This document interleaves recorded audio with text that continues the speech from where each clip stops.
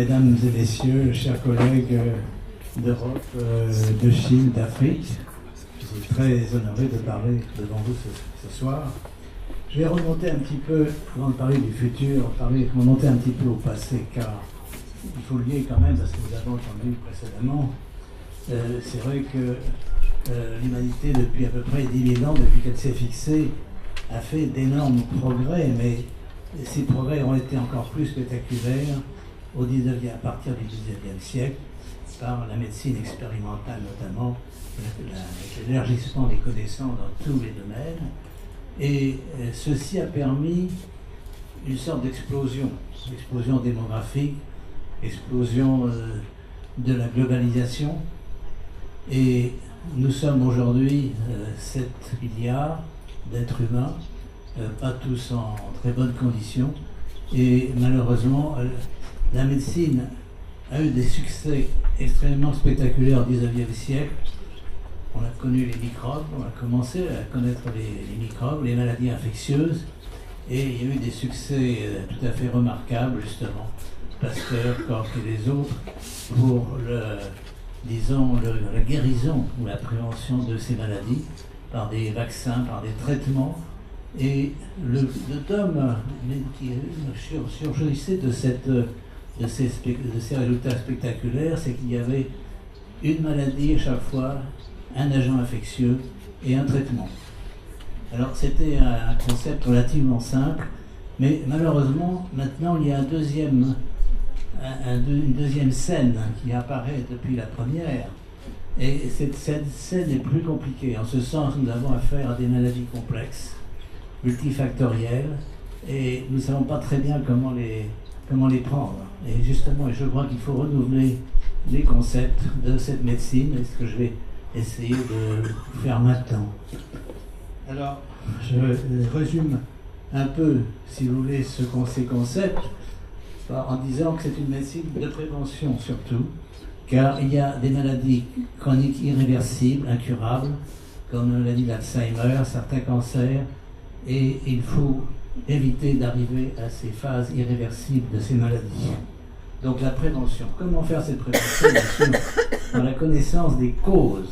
Et là, il y a aussi quelque chose de nouveau par rapport à cette médecine, et on peut dire cette recherche biologique qui était, bien sûr, qui a eu beaucoup de réussite, la biologie moléculaire notamment, mais qui s'attache surtout à savoir le comment des choses.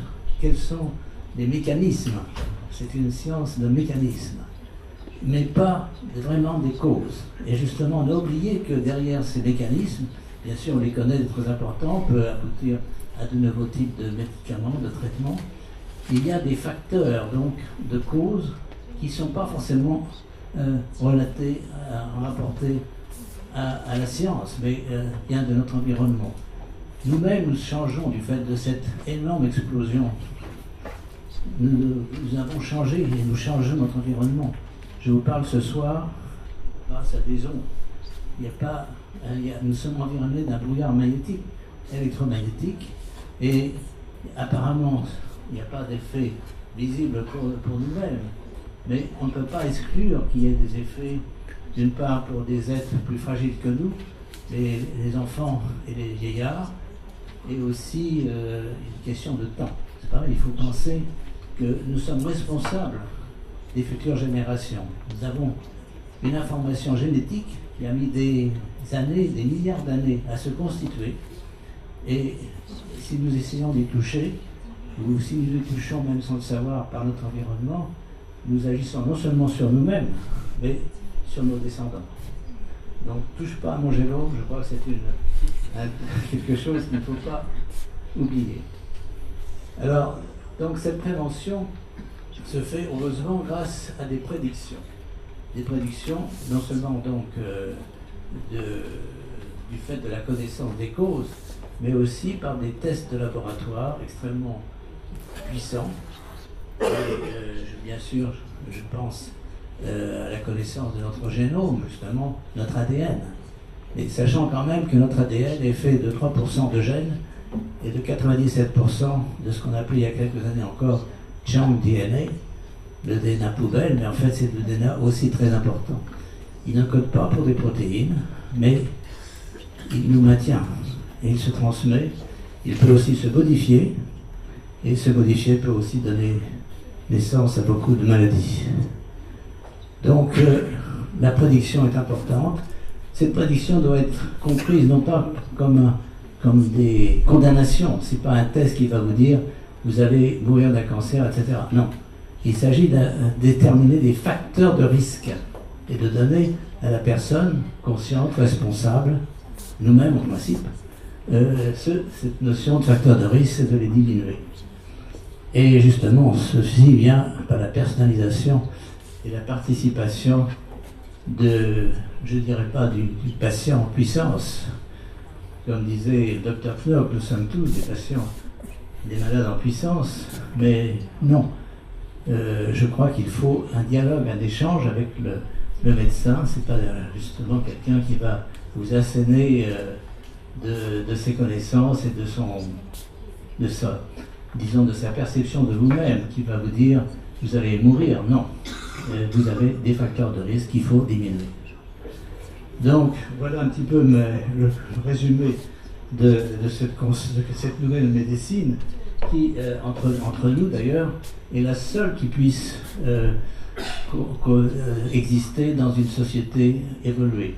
Car les systèmes de sécurité sociale ne pourront jamais arriver à tout traiter, à tout payer avec le système actuel, où nous avons de plus en plus de personnes qui sont des personnes âgées et qui souffrent d'Alzheimer, de cancer, de maladies cardiovasculaires, de maladies articulaires. Il faut éviter justement que la médecine traite des gens intraitables, on peut dire, et n'arrive pas à les guérir. Il faut donc prévenir et utiliser ces tests de laboratoire, ces examens médicaux en avance. Donc ça donne, disons, ça oblige à avoir une certaine conscience, responsabilité de soi-même dans la société. Ceci est le plus difficile, bien sûr, parce que ceci demande une éducation, demande des changements de mentalité, donc je ne fais pas trop d'illusions. Ceci ne va pas arriver du jour au lendemain, mais je répète, c'est la seule solution qui peut permettre à notre société, nos sociétés civilisées, d'ailleurs sont toutes civilisées actuellement, de survivre et de se développer. Alors, je passe très vite sur les facteurs qui nous accablent de plus en plus, qui sont liés justement à ces facteurs d'environnement, globalisation, explosion démographique, la nutrition, la nutrition industrielle, pesticides, pollution de l'eau, etc. Mais je voudrais quand même insister sur le fait que nous avons surtout, en plus de ces épidémies nouvelles qui nous menacent, qui arrivent de temps en temps, des maladies chroniques qui sont extrêmement difficiles à traiter. Alors ces maladies chroniques, elles sont très variées, mais elles ont tout en commun, et c'est sur cela que je voudrais insister au départ, un facteur biochimique qui est le stress oxydant, et il y a souvent des agents infectieux.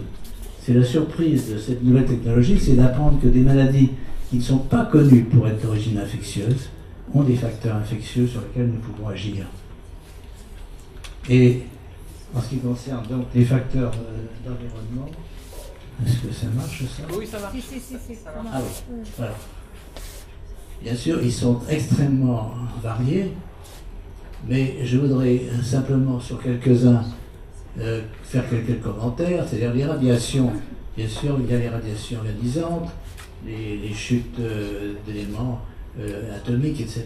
Mais il y a aussi les radiations hertziennes, c'est-à-dire que des radiations de faible énergie peuvent avoir un effet à long terme sur nous-mêmes et surtout sur donc les personnes les plus sensibles, et sur les enfants, les nouveau-nés et les personnes âgées. Il y a bien sûr des facteurs que vous connaissez tous, le tabac, l'alcool, la pollution des aliments, l'exercice physique trop intense aussi est moins connu, génère aussi des facteurs nocifs, l'ischémie, qui aussi engendre une souffrance notamment des muqueuses intestinales, les infections, Alors là, nous sommes totalement entourés, donc beaucoup plus même autant qu'autrefois, par des affections parasitaires, bactériennes et virales. Et j'y reviendrai comment on peut les détecter. L'important ici, c'est de dire que tous ces facteurs, même s'ils sont faibles, s'ajoutent les uns aux autres. On a donc une cumulation qui peut aboutir finalement à des maladies très graves. Par conséquent, il faut donc essayer d'agir sur tous ces facteurs si on veut réduire le risque d'évolution vers des maladies irréversibles. Il faut savoir également que notre entourage a changé, parce qu'on peut vous dire, mais bien sûr, maintenant on a des antibiotiques, on a des vaccins, oui, mais le monde microbien, du fait même de nos activités humaines, de l'activité notamment médicale, a été sélectionné pour échapper, bien sûr, aux traitements que l'on veut leur imposer. Et notamment, donc, l'environnement, l'écosystème de nos muqueuses et aussi de notre peau a changé. Et nous avons donc une protection immunitaire aussi qui elle-même a changé et devient plus faible. Alors, je ne veux pas trop insister sur le fait qu'il y a bien sûr des virus, des bactéries, des parasites qui sont extrêmement variables. On connaît l'exemple du virus du sida, mais ceci une réaction assez générale, si vous voulez, de ces micro-organismes, c'est de jouer avec leur génome, qui est beaucoup plus petit, et de changer, donc pour échapper aux réactions immunitaires et aux traitements. Alors comment le font-ils? Bien par la formation de films, de biofilms, qui associent les bactéries entre elles, des gènes de résistance aux antibiotiques que les bactéries peuvent s'échanger, et la formation de formes, de nanostructures, dont je vais vous parler tout à l'heure, qui, elles, sont invisibles au système immunitaire et aussi donc peu sensibles au traitement. Donc tout ceci aboutit au fait que, en plus des infections aiguës que bien sûr maintenant nous pouvons contrôler, nous faisons face à des infections latentes, froides, peu détectables, mais où les bactéries et les virus peuvent persister dans des sanctuaires, notamment les cellules de la moelle osseuse, les articulations, la muqueuse intestinale, le cerveau, et rester donc pendant des mois, des années, et continuer à avoir un effet peu important au début, mais qui finalement aboutit à des réactions, à des lésions irréversibles. Donc il faut connaître que ceci existe et souvent se manifeste donc par peu de symptômes cliniques, mais il y a quand même un symptôme biochimique sur lequel je voudrais insister, c'est le stress oxydant. Alors le stress oxydant, c'est quelque chose qui n'est pas très bien connu des médecins, mais bien connu des biochimistes. C'est un excès de molécules réactives de l'oxygène, et ces molécules vont attaquer nos membranes, nos lipides, nos protéines et surtout notre ADN. Donc c'est une source de changement, de mutation au niveau de l'ADN. Donc être dans un stress oxydant, ça veut dire que nos défenses antioxydantes, notamment nos enzymes antioxydants, mais aussi les produits que nous avons dans l'alimentation. Et là, il faut peut-être déjà mentionner que souvent, ce sont des substances naturelles qui nous protègent, donc l'utilisation de la médecine traditionnelle dans cet aspect des choses, qui vont nous protéger contre ce stress oxydant. Si, par contre, nous n'avons pas le bon équilibre nutritionnel, si nous générons davantage de molécules oxydantes, notamment au cours du vieillissement, les mitochondries, qui sont nos batteries dans les cellules, vieillissent plus vite que nos cellules elles-mêmes, et donc génèrent déjà davantage de radicaux libres. Donc tout ceci doit être, bien sûr c'est un symptôme, mais doit être traité. Il existe donc des tests de laboratoire pour mesurer ce stress oxydant et le compenser. Et souvent le compenser permet d'éviter justement ces maladies graves dont je vous parlais tout à l'heure, notamment les cancers, puisque les molécules réactives de l'oxygène agissent sur notre ADN.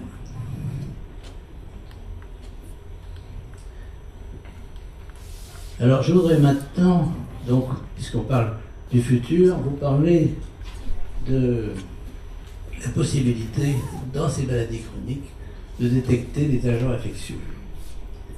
Et notamment, nous avons découvert, à la suite de travaux d'ailleurs initiés au départ par l'équipe de Jacques Pétriniste, nous avons découvert que l'ADN, certains ADN de virus ou de bactéries, émettent des ondes électromagnétiques. Est-ce que c'est quelque chose d'astreint à ces agents? Certainement pas. Probablement, toutes les séquences d'ADN peuvent émettre des ondes, mais à un niveau plus faible. Dans ce que nous détectons certainement, c'est simplement le top, l'extrémité de l'iceberg, c'est-à-dire que ce sont les séquences qui produisent le plus de ces signaux qui sont détectés.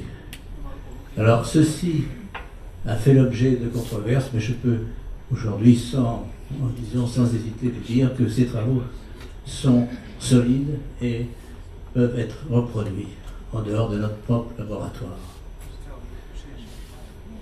Alors, donc, il s'agit en fait d'un phénomène de résonance et qui est lié donc à l'excitation de ces molécules dans certaines dilutions dans l'eau pour la production, donc qui vont répéter, d'ailleurs qui vont reproduire l'information de l'ADN de départ. Donc ce sont des ondes extrêmement spécifiques, mais nous détectons surtout la partie commune de ces ondes, donc commune à toutes ces séquences d'ADN, mais je le répète, qui sont quand même pour l'instant l'apanage des virus, de certains virus et des bactéries.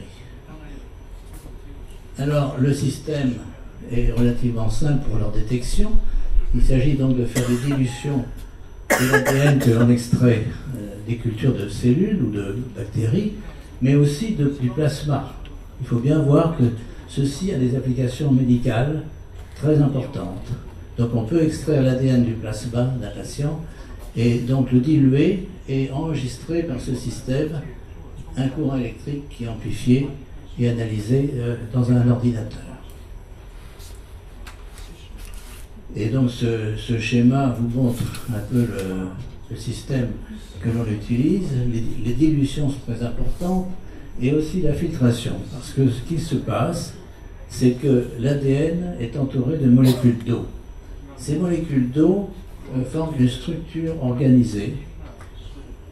Et quand la dilution est trop faible, cette structure organisée ne vibre pas, n'émet pas d'onde. C'est seulement après dilution, oui, ici dans les tubes jaunes, et après bien sûr excitation au départ par des ondes de très faible fréquence, qu'on a un signal d'une plus haute fréquence venant de certaines dilutions. Voilà donc le système empirique que nous avons trouvé pour mesurer ces ondes. Bien sûr, dans l'avenir proche, nous aurons des machines automatisées qui permettront de vous donner de faire les dilutions, de faire cette mesure automatiquement. Et donc voici un exemple d'enregistrement de ces signaux à partir donc, des dilutions positives. Vous voyez d'ailleurs que ces dilutions vont assez loin dans l'échelle des dilutions et qu'il y a très peu de chances qu'il y ait encore des molécules d'ADN de départ à la dilution 10-12. Donc ceci indique que les ondes ne sont pas seulement émises par l'ADN de départ, mais qu'elles sont aussi produites par les structures, les nanostructures qui sont formées dans l'eau à ces dilutions.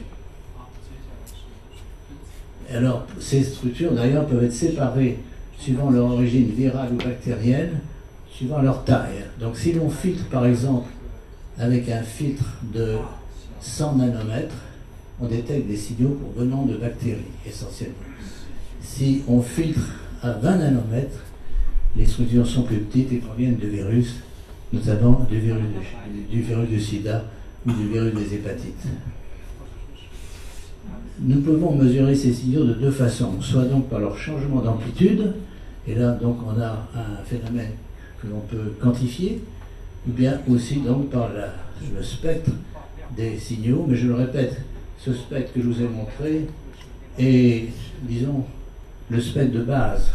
Les ondes, ce sont des ondes porteuses qui elles-mêmes portent des ondes plus faibles, mais plus spécifiques, qui sont spécifiques de chaque séquence d'ADN que l'on mesure. Donc nous faisons pour l'énumération quantitative un calcul de la puissance des dilutions positives comparée au bruit de fond. Voici un exemple tiré d'une expérience chez des patients infectés par le virus du sida et qui ont été traités par un extrait de produits naturels. Donc là aussi on fait appel aux médecines traditionnelles, en plus de la trithérapie qui est très importante bien sûr pour réduire la charge du virus dans le sang. Et là on détecte en fait un signal venant de l'ADN du virus, et ce signal est fort en rouge au temps zéro de l'expérience, et au fur et à mesure que l'on traite les patients, on voit ce signal diminuer et arriver presque à zéro au bout de 3 mois de traitement. Donc nous avons ici un traitement complémentaire de la trithérapie et qui porte sur la partie résistante du virus à la trithérapie. En fait, cette partie est représentée par de l'ADN qui est probablement présent dans certains tissus, dans certaines cellules, et qui n'est pas accessible à la trithérapie.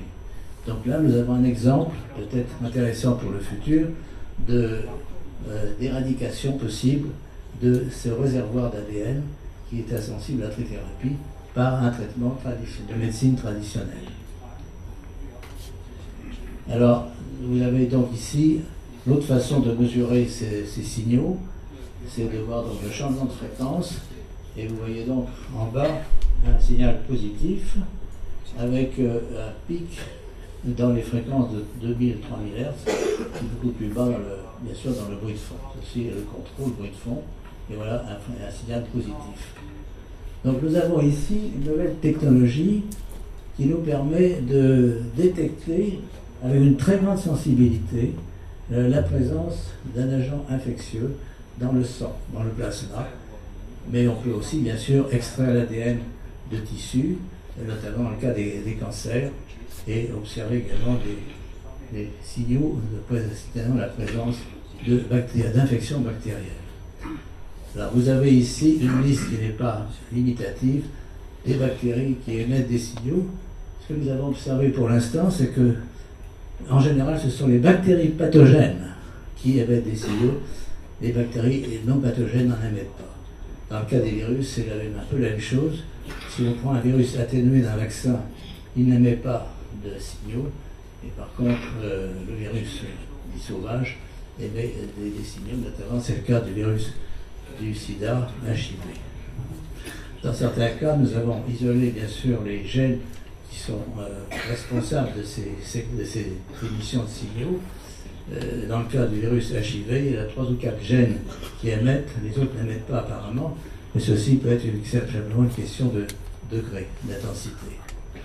Alors, je ne veux pas bien sûr m'étendre sur la partie technique, mais nous avons fait beaucoup d'expériences pour démontrer que les signaux portent également une information spécifique qui reproduit les séquences d'ADN. Et je crois qu'il y a 2 ou 3 images qui suggèrent ceci. Nous associons à la transmission des signaux une méthode extrêmement sensible mais classique qui est la réaction de polymérase en chaîne, PCR, en anglais PCR, qui détecte grâce à des primers spécifiques, des amorces spécifiques, qui détectent donc et amplifient des millions de fois une séquence d'ADN. C'est grâce à cette technique que nous avons pu observer que non seulement la polymérase peut lire la molécule d'ADN, la double hélice séparée, mais aussi probablement lire les nanostructures induites par l'ADN dans l'eau. Alors ceci est assez révolutionnaire et a suscité beaucoup de controverses, mais je peux vous assurer que ceci, pour l'instant, c'est la seule explication logique, effectivement, est que les polymérases de l'ADN peuvent lire non seulement la double hélice, mais peut-être l'eau entourée qui entoure cette double hélice et qui garde une pointe spécifique d'une séquence des bases. Donc voilà ce qui comment se passe quand on lit les structures induites dans l'eau. Et bien sûr, ceci pose des problèmes fondamentaux, pas seulement au niveau biologique, mais au niveau physique, au niveau théorique, sur lequel je ne veux pas m'étendre ce soir. Mais voilà par exemple un exemple où on transmet par les signaux une information d'ADN à distance, après excitation par un générateur de faible fréquence. Nous avons donc transmission dans un tube d'eau qui est placé dans une bobine. Le tube d'eau va recevoir l'information du tube 1 qui contient l'ADN et on va observer après quelques heures d'excitation, donc transmission de la capacité des signaux au tube d'eau et on mesure par PCR le fait que l'ADN est reconstitué. Ceci est montré par le bas. L'image du haut montre l'électrophorèse en gel des bandes d'ADN d'origine et en bas on voit les bandes d'ADN produites par la transcription dans l'eau. Et on peut donc faire la même chose à distance, c'est-à-dire que le signal peut être digitalisé, numérisé et envoyé à un autre laboratoire qui peut être à des centaines, des milliers de kilomètres. Et là, nous avons fait la première expérience où les signaux ont été transmis de San Diego à Shanghai et de Shanghai à Paris. Et donc nous avons pu constater que le laboratoire receveur, qui était à Paris dans ce cas, a pu reconstituer l'ADN de départ, qui provient d'une bactérie à l'origine de la maladie de Lyme. Donc ceci pose des problèmes fondamentaux, bien sûr, mais je voudrais surtout terminer par les applications médicales, n'est-ce pas, de ceci. Nous avons observé, donc, ceci est un exemple de reproduction donc, par un laboratoire italien, Benevento, d'un gène de Borrelia burgdorferi qui est à l'origine de la maladie de Lyme, et ceci a été également observé à Göttingen. Voici quelques résultats de ces laboratoires qui montrent qu'on peut reproduire les bandes d'ADN et faire la séquence et montrer que la séquence est exactement la même que l'ADN de départ, à travers donc les signaux et l'eau. Alors, quel est le but, quelle est la finalité de ces structures dans le monde vivant? Nous pensons que les bactéries, ou moins certaines bactéries, ont trouvé ce moyen, en utilisant notamment les ondes que l'homme émet, mais aussi les ondes naturelles, pour amplifier leur matériel génétique à distance et d'une façon invisible au système immunitaire. Et donc cet ADN peut reconstituer des protéines, peut-être, dans d'autres cellules réceptrices, et ainsi amplifier l'effet de la bactérie de départ. Alors là, les applications médicales sont très importantes, je ne vais pas toutes les détailler, mais simplement vous montrer quelques exemples. C'est-à-dire qu'en dehors des maladies infectieuses elles-mêmes, pour lesquelles on a bien sûr d'autres systèmes plus classiques de détection, nous trouvons ces signaux dans des maladies qui ne sont pas connues pour être d'origine infectieuse.